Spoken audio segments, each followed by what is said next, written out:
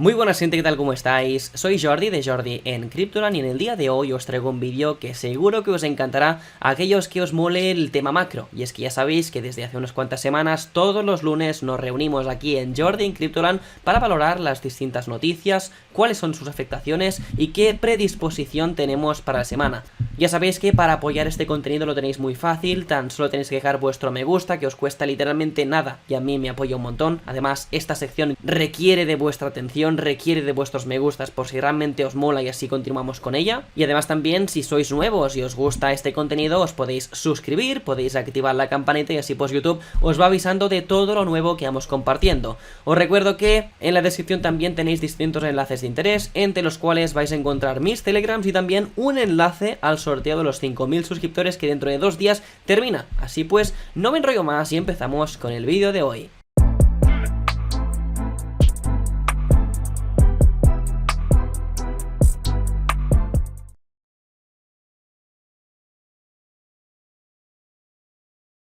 Y empezamos haciendo un análisis de las noticias de la semana pasada, y es que ya comentamos que tendríamos bastante volatilidad, que pasarían cositas y que el mercado en general se movería bastante bruscamente. Se daban los datos de inflación en Estados Unidos, ya sabéis que aquí en el canal siempre revisamos las noticias más importantes de Estados Unidos, porque aunque la gran mayoría de los que estamos aquí en Jordi en Cryptoland, pues seamos pues de España o de zonas latinas, pues ya sabéis que lo que pasa en Estados Unidos nos contagia a todos. Ya sabéis que cuando Estados Unidos estornuda, el mundo se resfría, y es que el otro día daba un dato muy importante en la sesión que mantuve con Guillermo de Philab, y es que os dije que el 27% del consumo global se produce en Estados Unidos. Y fíjate con el dato porque es muy importante, un 27% del consumo global, mientras que su población tan solo representa poco más del 4% mundial. Así que, oye, las cosas como son, Estados Unidos tienen muchísima importancia, más de lo que nos gustaría. Y vamos a revisar los datos. Fijaros que todos aparentemente son positivos, nos dan pues los números en verde, pero ¿son positivos o negativos? Ya os digo yo que son muy negativos, y es que en cada uno de los apartados calculados los resultados han sido peores de los esperados. Fíjate que para el IPC subyacente, el que no contempla el sector alimentario y el sector energía, se esperaba una inflación del 0,5% y acabó siendo del 0,6%, una décima más de lo esperado. Después teníamos la predicción del IPC global en el 8,1%, sigue siendo un valor muy alejado del 2% que se persigue, pero es que el problema es que el resultado final fue un 8,2%. Sí, es mejor que el 8,3%, pero estamos viendo que las medidas restrictivas que está aplicando la Fed no están teniendo consecuencias directas con la inflación, no se está combatiendo lo suficiente. Es por eso que después veremos que una vez dados estos resultados, los tipos de interés y las predicciones de tipos para los siguientes meses se mantienen muy restrictivas, con una subida de tipos muy acelerada. Y para terminar, pues un IPC mensual del 0,4 mientras se esperaba un 0,2. De hecho, vamos a ver las gráficas para ver realmente cómo estamos, de dónde venimos y para dónde vamos. Sí que es verdad que hemos revertido la tendencia, el máximo lo tenemos en el 9,1 de inflación, que lo vimos pues antes de mitad de año, y ahora mismo ya nos encontramos en el 8,2, niveles que no veíamos desde los inicios del 2022. De todas formas, si comparamos la subida de tipos con las consecuencias, podemos confirmar que estas medidas aún no están teniendo efecto. De hecho, la gráfica más importante no es esta, sino que es esta, donde podemos ver el IPC subyacente, el que no contempla ni la comida ni la energía. Y es que este sí que sigue al alza. Mientras la otra gráfica estaba en zonas cercanas a los inicios de 2022, podemos ver que en este caso nos encontramos en máximos anuales, por encima del 6,5 que vimos durante marzo de 2022. Una auténtica barbaridad. Es por esta razón que dentro de 16 días, cuando se actualicen estos tipos de interés de la Fed, casi al 100% la Reserva Federal aumentará los tipos en 75 puntos básicos. De hecho, aquí podéis ver el desarrollo, cómo han ido avanzando estas predicciones a medida que pasaba el tiempo. Y es que sí, estábamos moviéndonos entre el 75% de probabilidad, y es que ahora mismo una subida de tipos de 75 puntos básicos para noviembre es asegurada, prácticamente un 100%. Y es que no solo eso, sino que para diciembre también una subida de tipos de 75 puntos básicos, pues hace apenas unos días tan solo un 30% de la gente que vota en estas estadísticas pensaba en esta modificación, pero es que ahora mismo ya casi son el 75% de estas personas que valoran una subida de esta magnitud para finales de año. Y es que ya sabéis que a mí me encantan los gráficos, y en pantalla tenéis uno que me parece súper interesante. Aquí tenemos dos curvas, una de roja y una de negra. En rojo tenemos la curva de tipos que se predecía para el año que viene con los datos de inflación que se predecían. Si nosotros hubiéramos tenido un 8,1 de inflación, pues seguramente la curva se habría acoplado a estos valores, un 4,66 como tope para enero de 2023, después 2 meses más manteniendo estos niveles y a partir de entonces ir bajando los tipos poquito a poquito.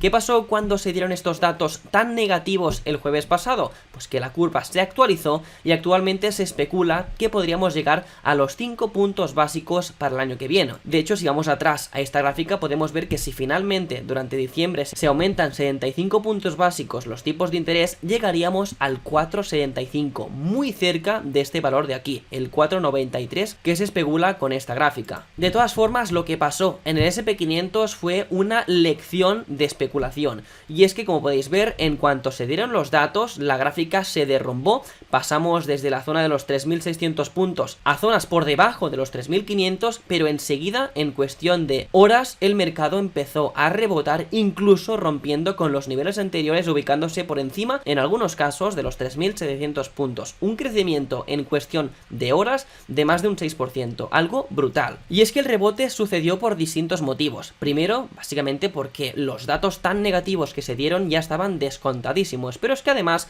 Joe Biden salió en Twitter a comentar esto, y es que nos decían que están haciendo pues progreso, están avanzando, y que con los tipos de interés y estas medidas restrictivas que están aplicando actualmente, dentro de un año esperan tener ya la inflación controlada en la zona del 2%. Entonces pues la gente entró a muerte a comprar como locos acciones del SP500 y otras bolsas. Y es que antes de ponerme a mirar gráficas quería pasarme por PrimeXBT. Ya sabéis que es la plataforma que uso yo personalmente para hacer trading. Actualmente me estoy manteniendo un poco al margen porque ya sabéis que yo soy aprendiz, por eso utilizo esta plataforma, porque me permite operar con dinero ficticio y así pues ir mejorando mis estrategias. Y es que ya sabéis muchos que a mí particularmente me gusta operar algorítmicamente, y está muy guay básicamente porque PrimeXBT te permite operar un montonazo de activos, puedes operar que si cripto, que si CFDs, Forex, en fin, muchísimos mercados, y añadir en las gráficas pues más de 5 o 6 indicadores, o sea, muchísimos. Esto en TradingView no pasa, así que en este caso pues a mí me va súper bien, ya que puedo contemplar muchísimas variables y así pues tener un ratio de acierto mayor. Además tienen distintas herramientas curiosas, tienen la sección de copy trading donde puedes analizar distintos traders y ver si realmente te sale rentable seguir a ciertos profesionales, tienes la opción de competiciones de trading contra otras personas y además tener la posibilidad de acceso a distintos premios interesantes. Y nada, solo deciros que tenéis el enlace de registro en la descripción, también fijado en el primer comentario, y que al final si os registráis en esta plataforma a mí me ayudáis una auténtica barbaridad, no os lo imagináis. Así pues, seguimos con el vídeo. Y es que quería pasarme por distintas gráficas para ver realmente en qué puntos nos encontramos, y es que la corrección, tan solo darse los datos de interés, llegó hasta el 0,5 de Fibonacci si lo trazamos desde el máximo histórico hasta el mínimo del COVID, un punto sinceramente muy importante que concuerda con otros puntos realmente importantes en gráficas significativas dentro del mercado global. Si te fijas, el Nasdaq lleva unos cuantos meses corrigiendo fuerte, de hecho desde los máximos la corrección ya alcanza casi el 40%, que es una auténtica locura. De todas formas, si hacemos lo mismo, si trazamos un Fibonacci desde la zona alta hasta los mínimos del COVID, podemos ver que ya estamos llegando a la zona del 0,382 de Fibonacci, otra zona muy pero que muy potente y significativa para posibles rebotes. Y no solo eso, os presento otra gráfica muy interesante, en este caso el Russell 2000, un índice que computa no las 500 empresas más importantes de los Estados Unidos, sino que las 2000 empresas más importantes de los Estados Unidos. Pues fijaros que actualmente también está testeando esta zona del 0,5 de Fibonacci, sin duda una zona muy pero que muy potente. De hecho, si vemos en gráfica, este punto es bastante clave porque aquí y aquí sirvió como techo, y de hecho estamos llegando ya a los niveles pre-COVID, niveles, pues insisto, muy importantes. Además, esto ya lo comentaba durante la semana pasada, pero es que nos encontramos en pleno periodo de blackout. ¿Qué es el periodo de blackout? Pues un periodo en el que las empresas no pueden hacer recompras de sus acciones. Algunos ahora preguntaréis, ¿por qué sirve esto de recomprar tus propias acciones? Bla bla bla bla. Mira, si queréis informaros al respecto, os voy a dejar esta web en la descripción para que podáis analizar los motivos de las recompras, y si a alguien le interesa particularmente, que lo comente y en el siguiente vídeo, es decir, el lunes que viene, lo tratamos más a fondo. De todas formas, vamos a lo importante. ¿Por qué actualmente no se permite a las empresas recomprar sus propias acciones? Pues básicamente porque ahora se están dando los balances de cuentas anuales de las grandes empresas. ¿Qué pasa? Que estos balances pueden ser positivos o pueden ser negativos. Entonces, si los insiders de las empresas se permiten el lujo de comprar o vender, podrían manipular los precios de sus propias acciones, algo que está totalmente prohibido. Y te lo voy a dar en un ejemplo. Imagínate que Coca-Cola tiene que dar pues sus balances anuales. Pues durante los 15 días antes no podrá hacer recompras de sus acciones y tampoco durante los 3 días después. A partir de entonces pues ya podrá hacer lo que a ellos les convenga. Pero es que si no prohíbes durante esta franja la recompra de acciones, los insiders de Coca-Cola podrían manipular el precio de la acción para que la gente se piense que las cosas van bien, o el contrario, que la gente se piense que las cosas van mal para hacer rebotar el precio fuerte. Esto, como podéis entender, está totalmente prohibido, y lo que sucede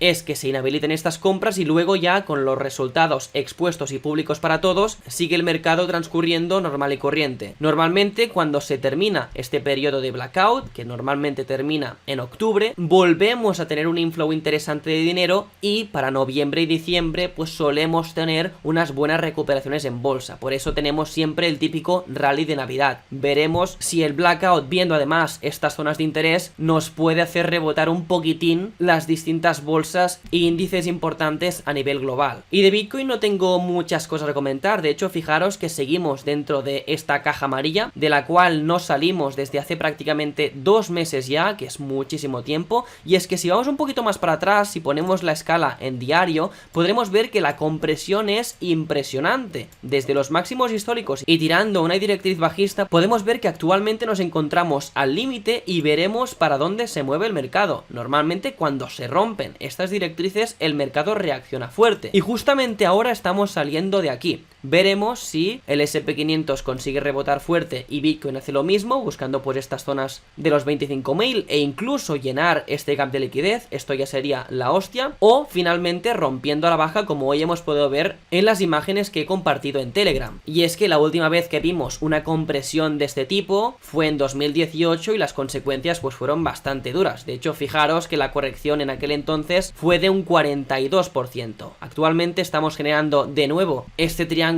tan comprimido, y si bajásemos un 42% desde estos puntos, pues alcanzaríamos las zonas de los $10.000. De hecho, lo podemos ver en esta gráfica también, y es que además coincide con los meses. En octubre de 2018 la gráfica se rompió y nos tiró el precio desde los $6.250 hasta los 4.000 o incluso por debajo. Veremos cómo todo avanza. Ya sabéis que ahora mismo nos mantenemos bastante alejados de lo que son las gráficas, esperando ya una direccionalidad, porque el mercado de momento está bastante lateral. Y algo que había quedado bastante desapercibido es esto que veis en pantalla. Esta página ya os la mostré hace unas cuantas semanas cuando se aplicó el merge Ethereum, y es que decíamos que sí, Ethereum pues seguía siendo inflacionario, básicamente porque el volumen que teníamos de tradeo en la red pues no conseguía quemar suficientes tokens como para hacer del activo algo deflacionario, que cada vez pues eliminaba supply en circulación. De todas formas, por la volatilidad de esta última semana, la red se reactivó un poquitín y empezó a ser deflacionaria. Es decir, fijaros que desde el día 8 de octubre hasta el día 15 de octubre pudimos ver una reducción importante de supply en Ethereum. Fíjate que el supply desde el merge había aumentado en 13.000 unidades, como podemos comprobar aquí,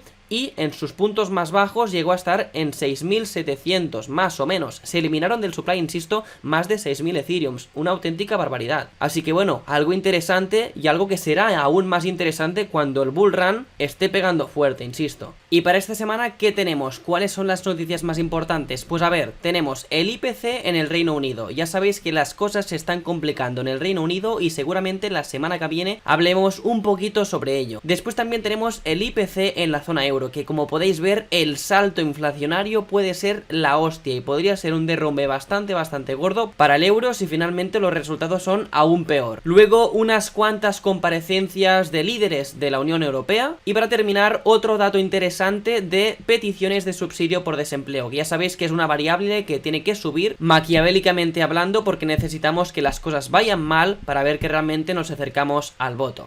Y hasta aquí el vídeo de hoy, espero que os haya gustado muchísimo. Si ha sido así, pues os lo agradecería muchísimo si pudierais dejar vuestro me gusta ahí, os cuesta literalmente nada y a mí me apoya un montonazo, y sobre todo en estos vídeos que les falta un poquito de amor. También, si os mola el contenido, insisto, os podéis suscribir, activar la campanita y así pues YouTube os va avisando de todo lo nuevo que vamos compartiendo. Y insisto que en la descripción tienes varios enlaces de interés, entre los cuales los telegrams oficiales del canal, donde vas a encontrar contenido que seguro que te va a interesar. Así pues, no me enrollo más, muchísimas gracias por haber visto el vídeo y nos vemos en el próximo. Adeu.